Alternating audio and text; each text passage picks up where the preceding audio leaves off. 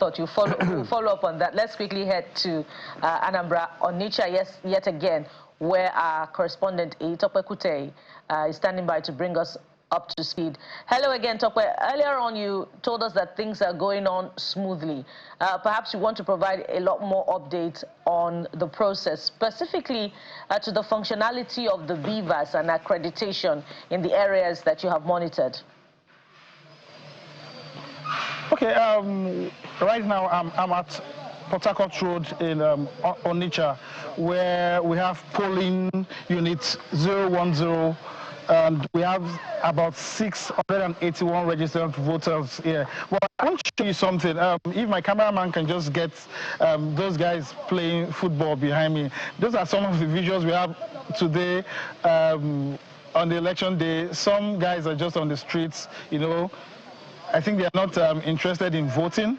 They are playing football on just very close to the polling unit 010 here on Port Harcourt Road in Onitsha, the commercial nerve center of Anambra State. So I have someone here, he's a resident and he's here to vote, but the election officials just arrived not quite long, and they're still prepping their materials. So let's just get a feel of what he has to say about what's happening here. Yeah, your name, sir?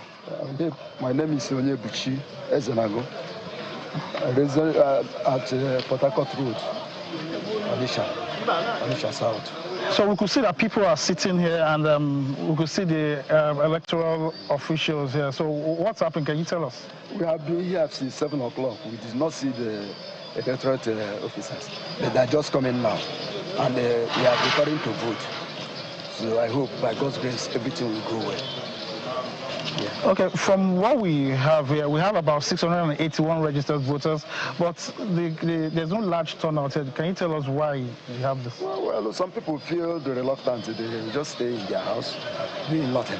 But if you are a good citizen, you're supposed to go and vote to get somebody who will rule you.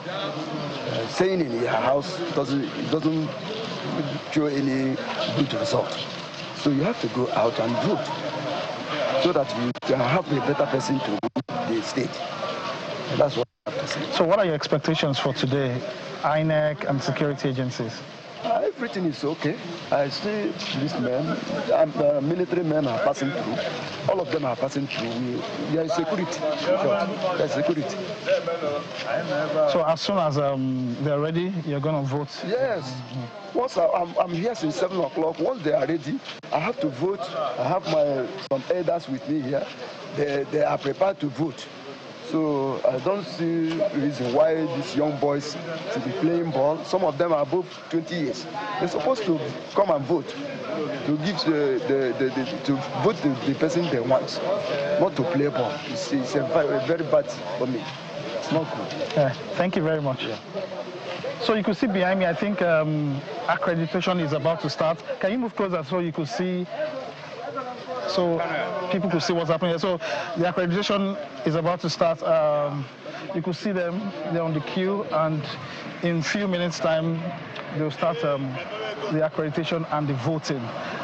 So back to your question earlier, you were talking about the beaver machine. Okay, I was at the polling unit shortly after I left the Ed Bridge some minutes ago. I was at the polling unit, and election officials are already there, and the beaver machine is working, and everywhere is calm.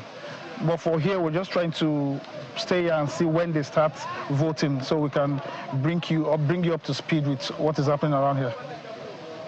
So many other things that one would want to consider, and one just then wonders, the general ambience. There have been, there were fears of insecurity from all that you have seen so far, the spots that you have gotten to. Any trace of any validation for any of such fears? Okay, let me just say something.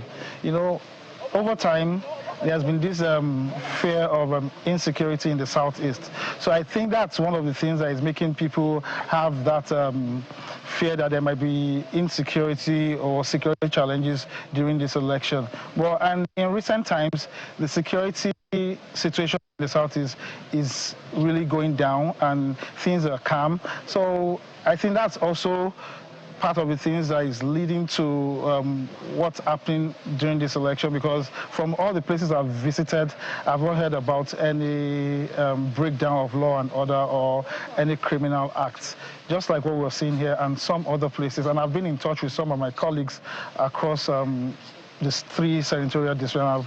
Personally, I've not heard anything about any breakdown of law and order. You know, but I think the fear of the past is what is really happening to people, why they think there might be a security challenge during this election.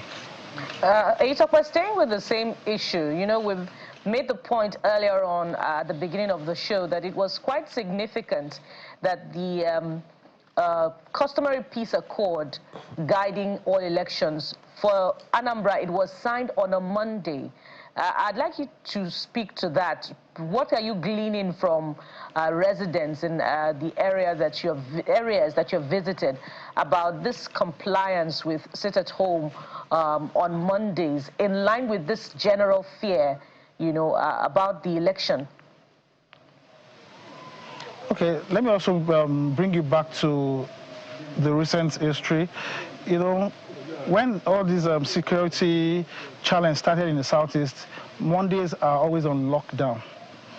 You know, but in recent times, some of the states, some of the cities in the southeast, especially the state capitals, you know, except the interlands, on Mondays they go out, they do their businesses, even though you can't, it's not optimal.